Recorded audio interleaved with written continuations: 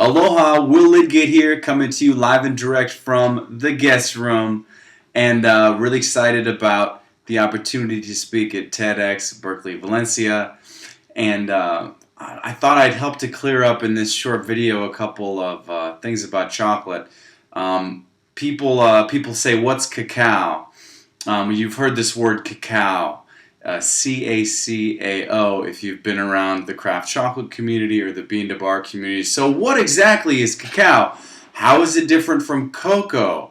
Cacao, cocoa. They're spelled very similarly. Is it the same thing? Is it different? What's cacao powder? What's cocoa powder? So I'm here to clear all that up once and for all. Okay, the original word for chocolate is cacao. And these days, in the post-bean to bar movement, most people who are talking about serious chocolate consumed for health reasons, chocolate that's farmed by farmers that are paid better than a living wage, in fact, pretty good pay sometimes, chocolate that's consumed for health benefits and for its fine flavor, also usually referred to as cacao. This is the traditional word. Now, a British importer in the 1800s flipped the A and the O on the end of the word cacao. So the O and the A are flipped, C-A-C-A-O, flipped the A and the O, and it said cocoa. And these British people living so far from the tropical environments that cacao naturally grows in, they don't know, is it coconut, is it cacao, is it chocolate from coconuts, cocoa?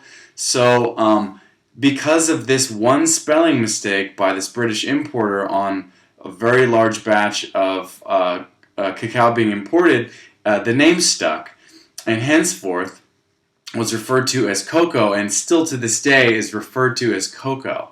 So it came from a spelling error. Just heads up on that.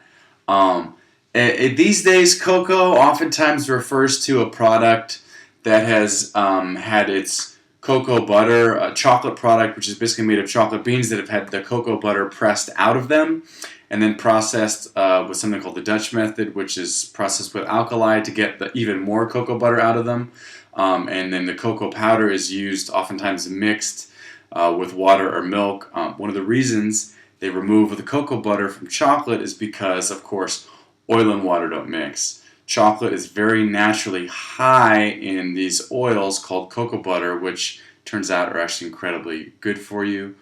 And the best kinds of saturated fats and the kinds that everyone's raving about today, the monounsaturated fats, are really super good for you. Also really great as skin products and just fantastic.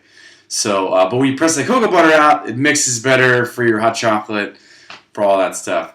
And in fact, they would then sell the cocoa butter to other people who are using it for skincare products and things like that. So take the cocoa butter out, cocoa powder, sort of, but that's also what you do for cacao powder. So we can generally say cocoa or cacao powder is that powder these days. The word cocoa is just a total mistake, but it's still out there.